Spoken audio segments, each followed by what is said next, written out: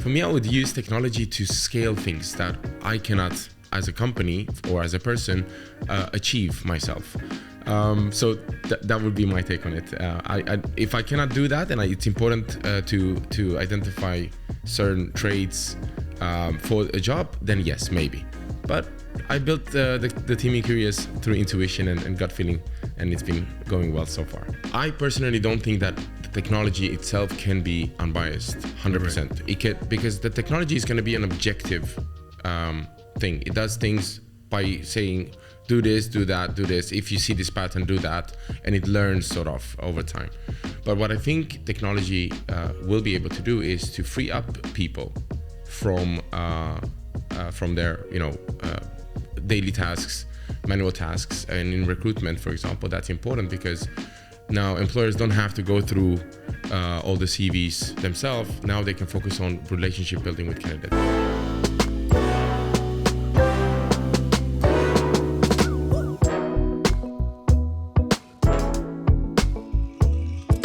Hello and welcome to another episode. We have Alex, the co-founder and CEO of Qureos. Before founding Qureos, he had been in multiple roles involved in Swivel, as well as Cisco, right? And apart from that, I would like you to introduce the audience, with your own words. Thank you, Hady. I appreciate that. So yeah, basically I grew up in Sweden, and right after university, I wanted to be in IT and sales. So for me, it was quite evident that one of the big vendors like Cisco or Dell, HP at that point was my go-to place. So I started my career in Cisco in a graduate program in Amsterdam, then moved around in different roles within sales for the next 8 years of my career. So moved back to Sweden and then moved to the region, to Dubai in 2015, and sort of climbed the ladder, but always focused on sales and was covering Middle East and Africa. I was responsible for the region. Right. And then thereafter, I wanted to kind of give back to the community myself as a mentor, and that's how I kind of stumbled upon Qureos as an idea. At that point, it was just a passion. So I wanted to get more startup experience right after Cisco. So that's when I moved to Swivel, which was a heck of a ride to be part of one of the fastest growing startups coming out of this region. And I left Swivel in 21 to be full time on Qureos. Wow. So today Qureos stands on a unique intersection between Edtech, hrtech. Leveraging AI, you want to be able to transform and somehow disrupt, the way people are learning and making it easy for matchmaking. In a way, yeah. In a way, right? And so it's you're purely focused. You mentioned, there was this passion. Although you had great success in sales and as the global account manager at Cisco, you still wanted to give back. So what was it like? I mean, what made you come up with that, or how did you come up with giving back to the society, or your true calling, as we spoke earlier, was more about helping young people, make sure that they're on the right career path. What was that point?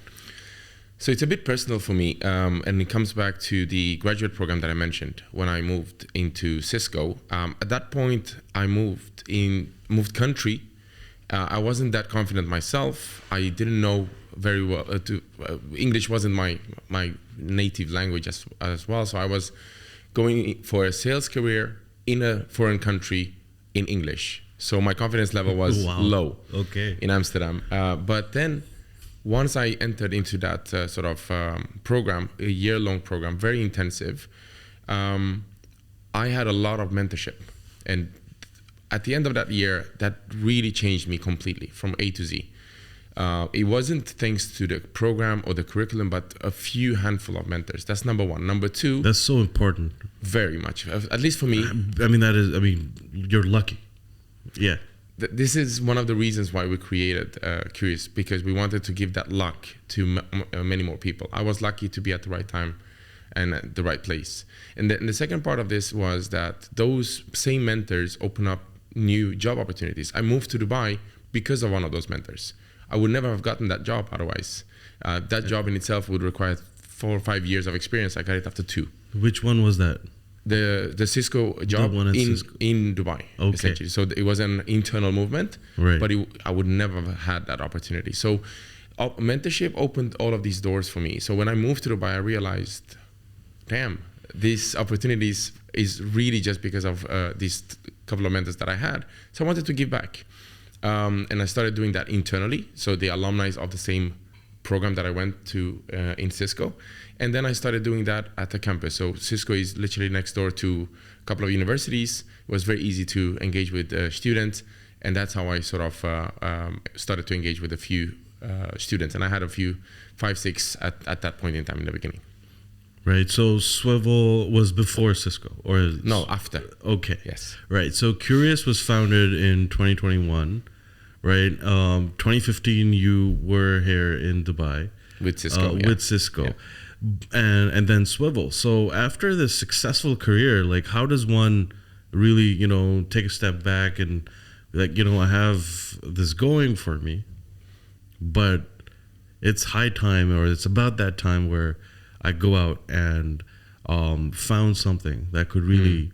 So there was this passion involved, but like, when did you decide? You just said, "Hey, okay, guys, I'm off. Bye bye," or was it like something that you've been working on previously? So it wasn't intentionally for us. It was a little bit of chance and passion, kind of go with the flow, and then things happened along the way. So what happened for me was, when I started giving back, I started to receive certain feedback. I had 5, 6 mentees doing all of this on WhatsApp, and it wasn't possible for me to expand, to have more mentees, although I wanted to.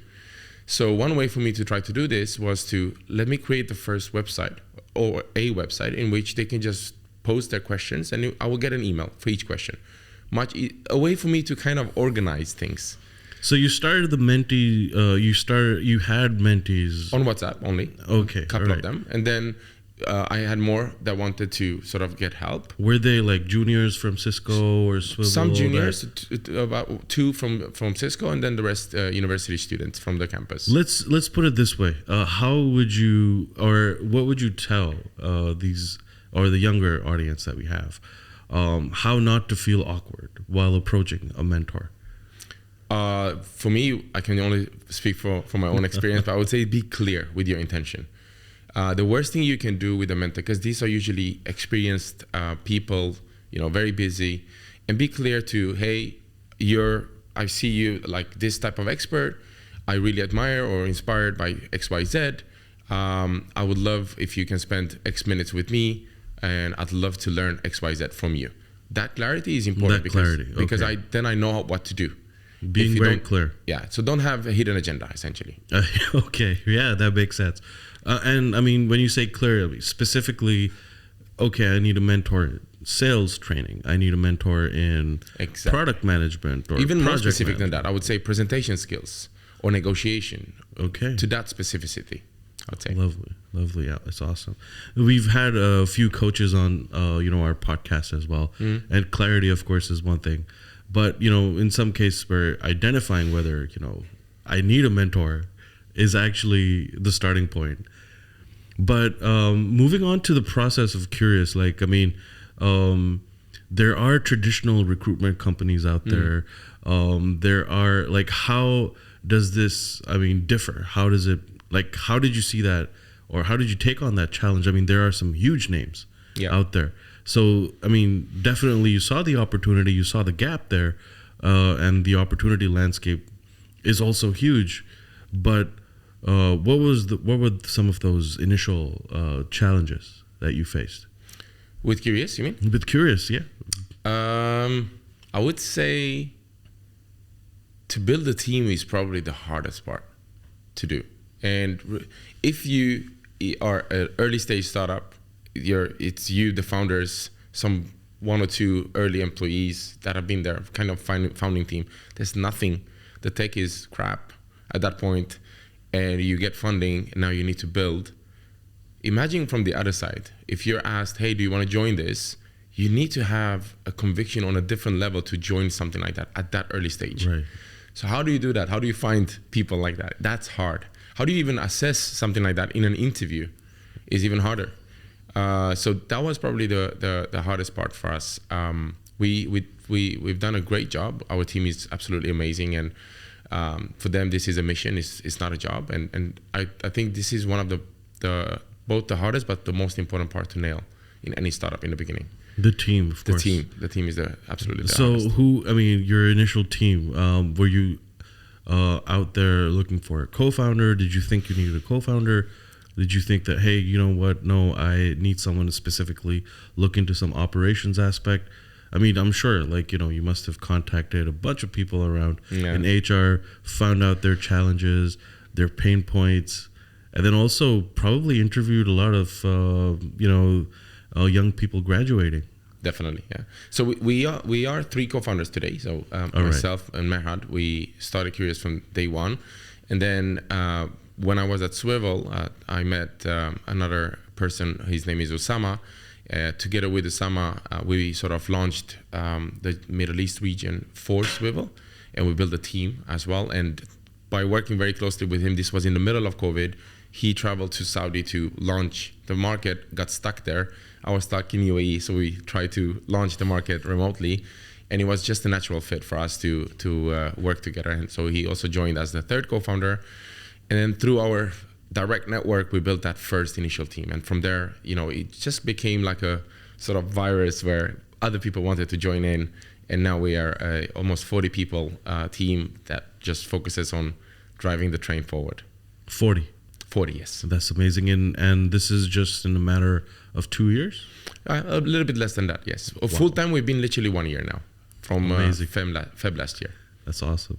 So in terms of the process, how are you exactly, what is that specific criteria where how does Qureos as a platform help evaluate that for perhaps businesses or from a recruitment point of view? You mean? From a recruitment point, yeah. So let me take a step back to explain. So essentially what Qureos is, on one side, we help talent to upskill themselves, and the sort of offerings and services that are available there is mentorship and then projects.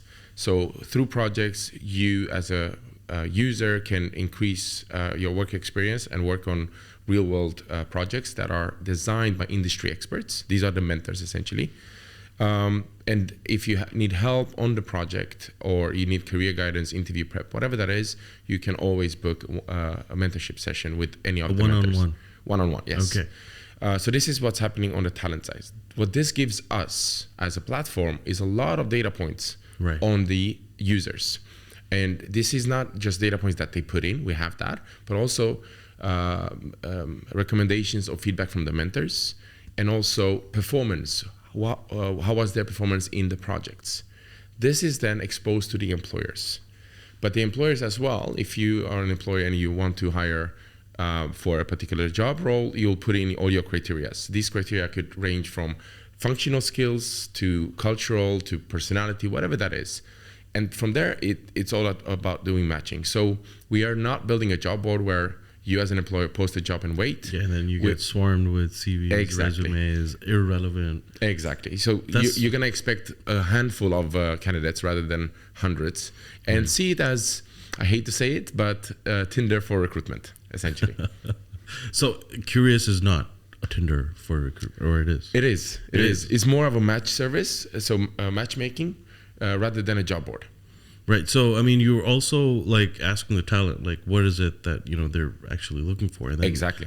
You have a point system in there, or, what is the role of AI in Qureos?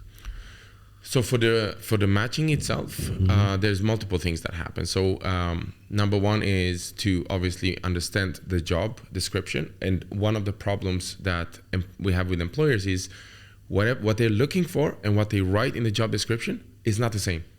So there's already a mismatch happening before the matching happens. Okay, so AI is there to kind of ask the employers, what are you looking for? And then suggest a JD.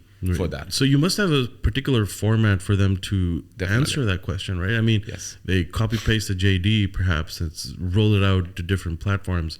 But what is the right way to describe a JD? Perhaps there must be some sort of framework. There must be some sort of, and then that probably has to match in with the questionnaire or the survey that the talent, definitely on the talent side of things. All right. So the AI will essentially look at their JD if they post one or propose one for them.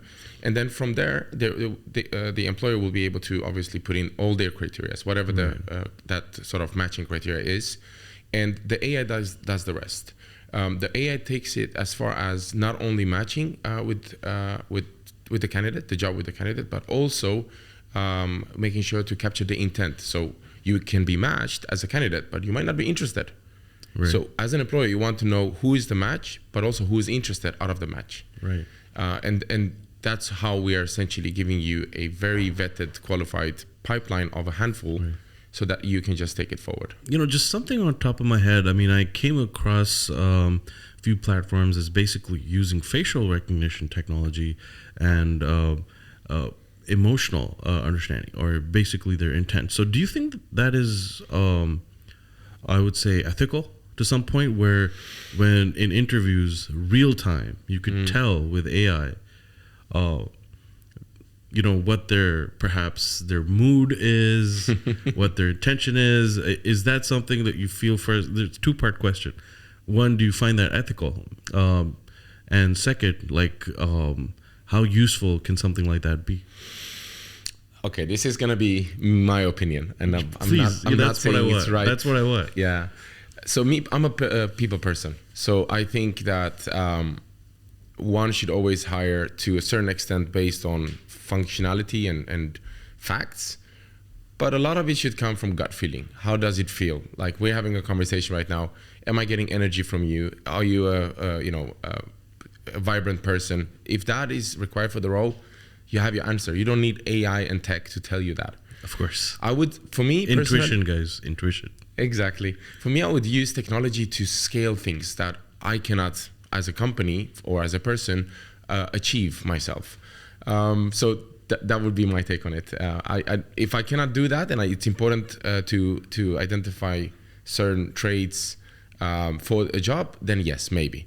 But I built the team in Qureos through intuition and gut feeling, and it's been going well so far. That's what it is, right? I mean, and I was going through the vision of Qureos, and you wanted to, and you intend to basically take it up to about 100 million careers.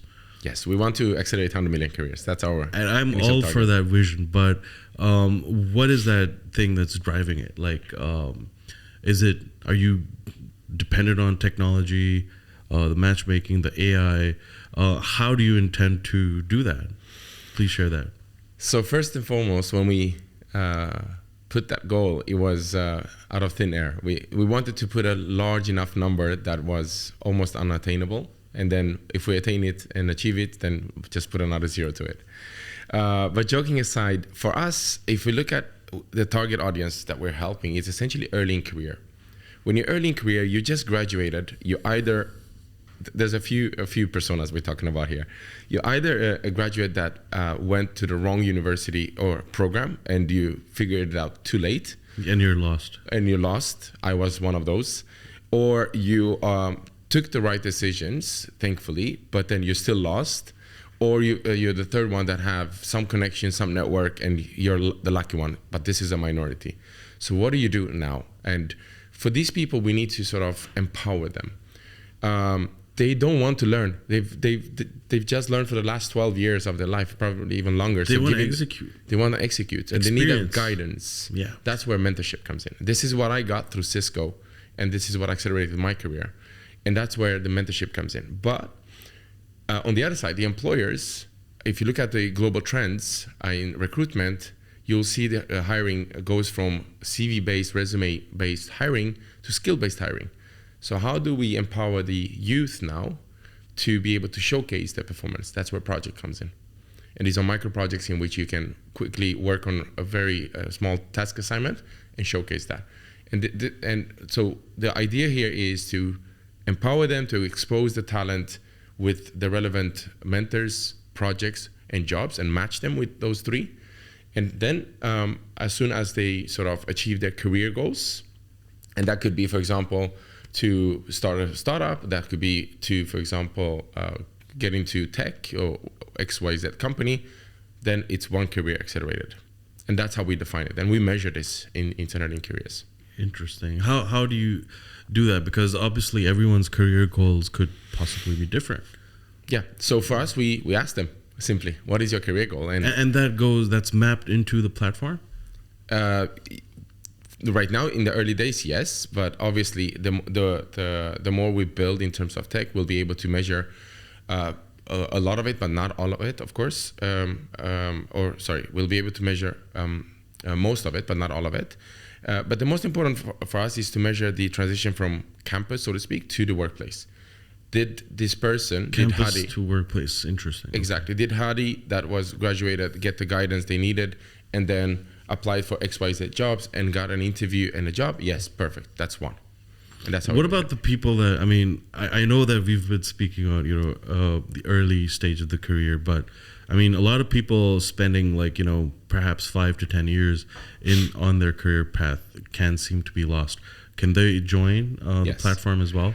So in the beginning, it wasn't intentional for us to have older sort of professionals.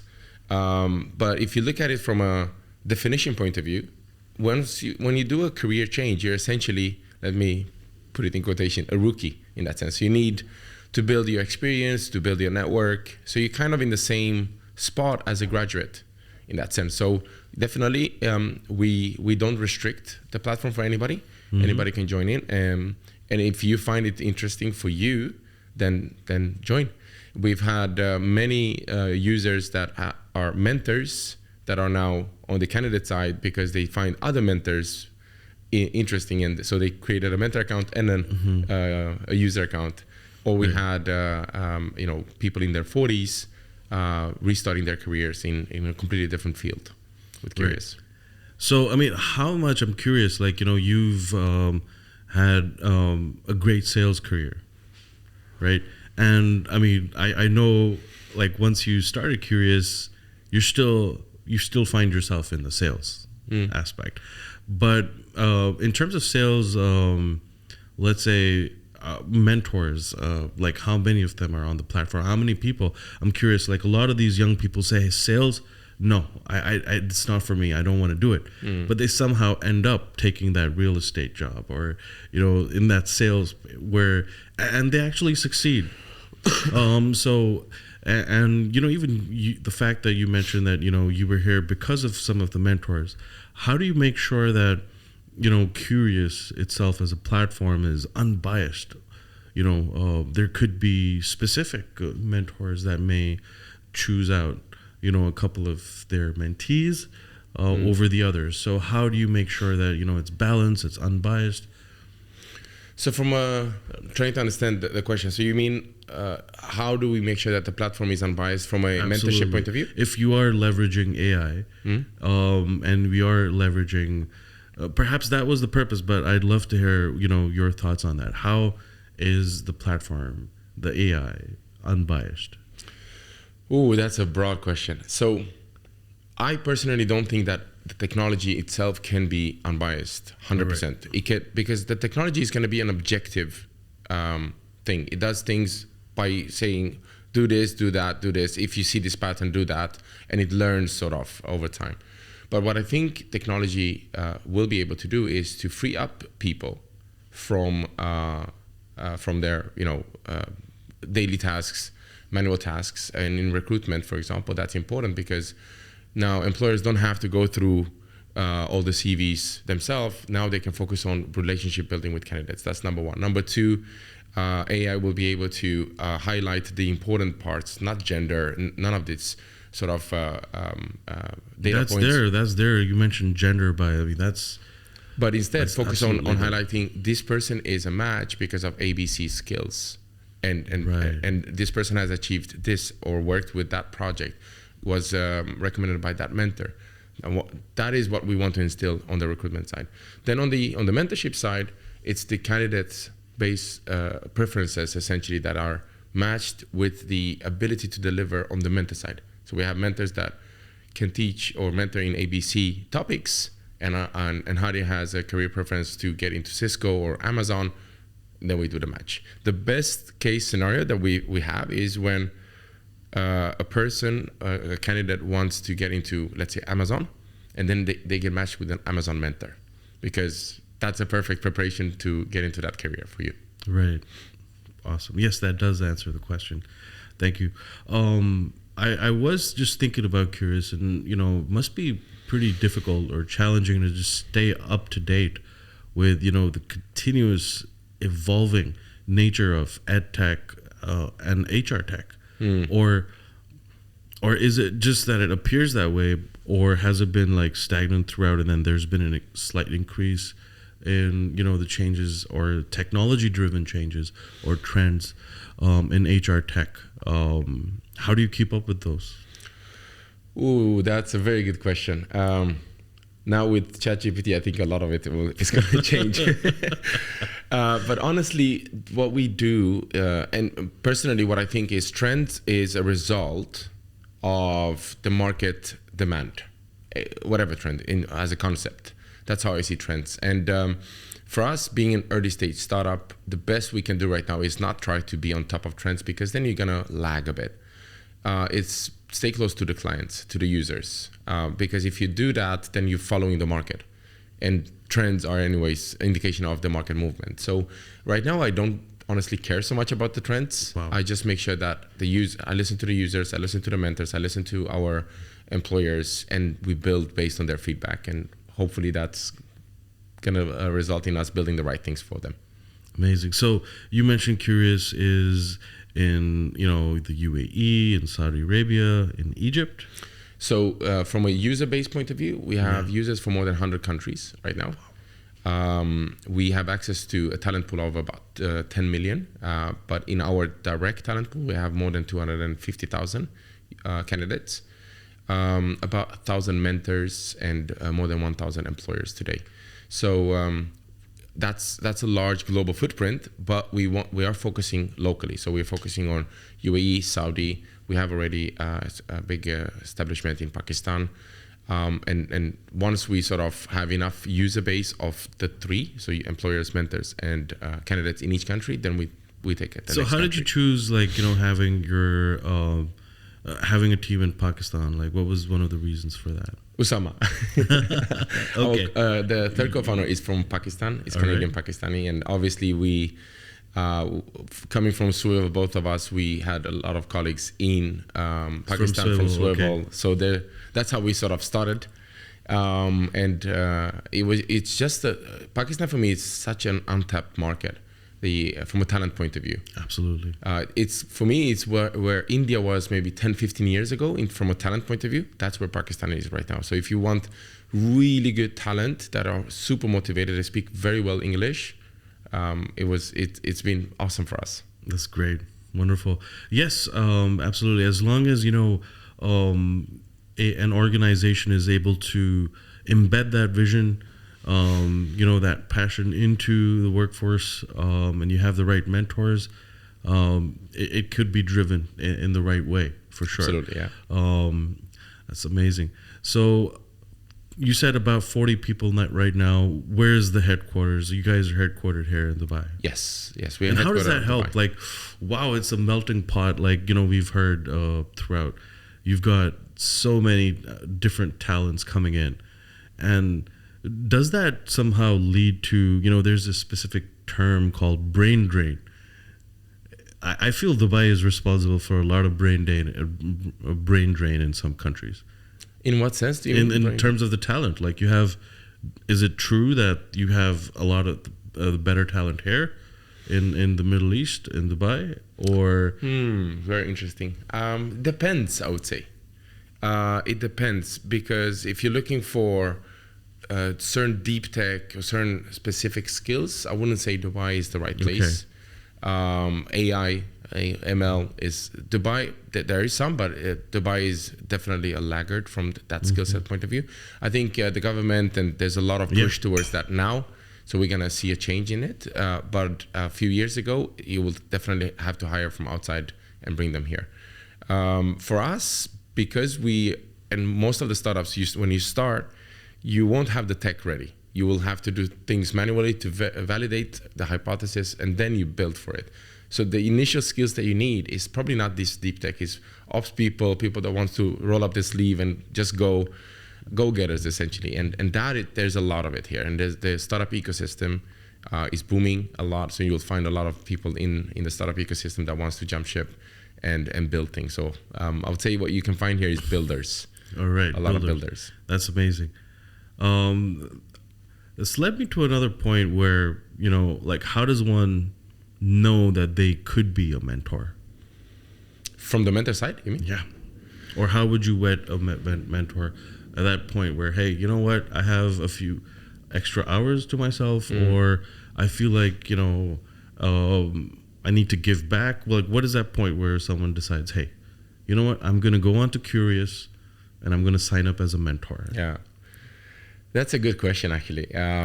So I can tell you from a mentor point of view, there's a few reasons why the mentors are doing mentorship, at least on Qureos. Number one is they want to give back. And the common thing that most of the mentor has is that they've been very successful. And by the way, most of our mentors are from Fortune 500 companies. So, they've traveled the world. They are executives. They are senior. So they probably got help along the way. So they also feel that need to give back. The second part is they want to build a personal brand. And this is not something for themselves, like it's not selfish. It's just they want to be able to be thought leaders, and if they can help youth or early in career at the same time, then it kind of hits a home run and two flies in one. And some of them, they might do it for financial reasons, monetize their knowledge, but most of them is predominantly the first two that I mentioned. And what we also see that sometimes when we reach out to certain mentors, they didn't even think about being a mentor. Once we ask, they're like, yeah, that would be nice. Let me try for an hour or two. And then suddenly they give away a whole Sunday per week for this. That's amazing. But most likely, most of the times, the mentors themselves feel the need to give back because they got that help along the way. Right. Yeah. Awesome. I'm going to look into it. And guys, I mean, anyone there, look up Qureos. I'm sure there is a way to basically register your interest in becoming a mentor. There must be a way to be able to get an evaluation of some sort, Absolutely. So mentors can just go to Qureos.com and sign up as a mentor. It takes them probably 3-4 minutes to onboard. And once they submit, they will hear back in about 24 to 48 hours if they've been approved or not, because not all the mentors are approved. All right. Of course, you can't have everyone, who claim to be who they are. Absolutely. Or, there must be some sort of... so that test and that validation, you mentioned a really good point there, which I feel that we could, discuss probably at a later stage. Since we've already discussed some of the challenges, when it comes to people are youngsters in their early on career, how much do you have to think about or consider the parents? Because I feel for us as Qureos, you mean? Yeah, like, do they get involved? Or I feel like a lot of people within that group are influenced by their parents, their previous success, or how they feel like what their child should do after university. Or I think times have changed, but do you get to interact with them at all? Like, no. Any interviews that you had conducted or focus groups while developing Qureos where? Yes, then it's definitely yes. So our first focus group was actually in the Cisco office or next to the Cisco office with parents, and it was high school students. Because at that point, Qureos wasn't that defined. It was for students. So we kind of tried to find our way. We figured out that for high school students, you have to cater for or listen to the parents, because the kids are still 15, 16, something like that. But as we started introducing the jobs, because at that point we didn't have the job, it was just the upskilling side. And when we added jobs, it became more towards university students, and that's when parents are not so much involved. So today we don't need to involve the parents unless the users do that themselves, but it's not our sort of liability to involve the parents. And I don't think many parents are involved in the decision making after university, anyways, moving forward in your career. Yeah, obviously, once they're probably 18 and above. Yeah. Okay, perfect. You've got all the right ingredients. We've discussed, the vision. We've discussed an impact, giving back, right? So Qureos has its values, and then it's also more about creating that knowledge hub, right? Correct. Where there must be some great exchange of ideas, and the way that you describe, leveraging technology into the platform. I would definitely be keeping an eye out on Qureos, and there's a lot of other questions that I have, and I want to be able to pick your brain, but I'll leave the last question or the last part of the podcast for you, essentially giving out any advice to young people, really wanting to accelerate their career or looking into themselves to understand, what it is that they need to do in order to excel in this day and age. It was different 5 years ago. It was different 10 years ago. But right here in 2023, let's say there's, a bunch of students that are going to be graduating. What would your advice to them be? Yeah. So I'll tell you what we see. And looking back when I was graduating and comparing to what I see today, I see a big difference. And what I mean is a lot of the behaviors of the current graduates today is not really helping them to excel and accelerate their career. What I mean by that is students today, they kind of have an expectations that, okay, I've graduated, where's my job? Or I want a job, or I'm expected to have at least a couple of interviews. But that doesn't happen. And the difference between today and before is essentially the skill gap between the industry and the campus is broader today. So what you've learned in school and what the employers are expecting is very, very different today. It's very different. And if you're not today as a graduate, or even earlier, before you graduate, taking a step forward, put yourself out there. Just having a CV is not enough. Speak with people, network, mentors, whatever it is. And I'm not even going to try to promote Qureos here. Qureos is an option, of course, but put yourself out there and figure out who can help you. Show your interest, show your intent. Be curious as well. And things will happen when you do that. Things will pop up. This is unfortunately not what I see when we meet a lot of graduates. What we see is they put together half-baked CV and then expect to get a job. And even us as a matching platform, we have a hard time sometimes matching these students. And it's not on them. They don't even know what they want to do. So my biggest advice are two things. Number one, if you don't know what you want to do, then speak with other people. Mentors are a key person that can guide you.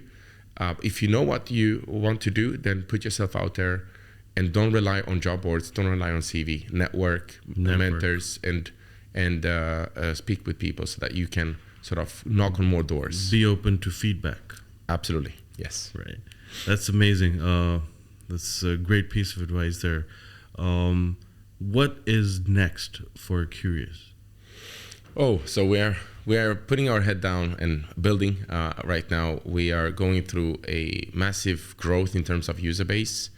In terms of countries that we want to double down on is Saudi next. So we have a good user base. By user, I mean employers, mentors, and candidates in Pakistan and UAE. And we've already achieved 10% of our user base are from Saudi organically. That's amazing. So that means for us, we'd have to double down on Saudi, given it's the biggest country in this region. That's going to be our next focus now. Amazing. I wish you all the best. Thank you very much, Hady. Touched by, the vision and, the values that Qureos has. And I wish everyone out there all the best for their careers. Do check out Qureos. There's going to be a whole lot of resources that are going to be helpful for you guys to basically look in and resonate with what it is that you guys want to do. Thank you so much, Alex. Thanks for having me. For, being on this show. Hopefully, and this has just given me tons of ideas that I'd love to brainstorm with you perhaps on the later episodes. This is Hady Shaikh, your host for Technology for a Change. We would be, of course, highlighting the key points, key aspects that we discussed in this podcast. So follow us and, stay curious. Stay curious indeed. Thank you.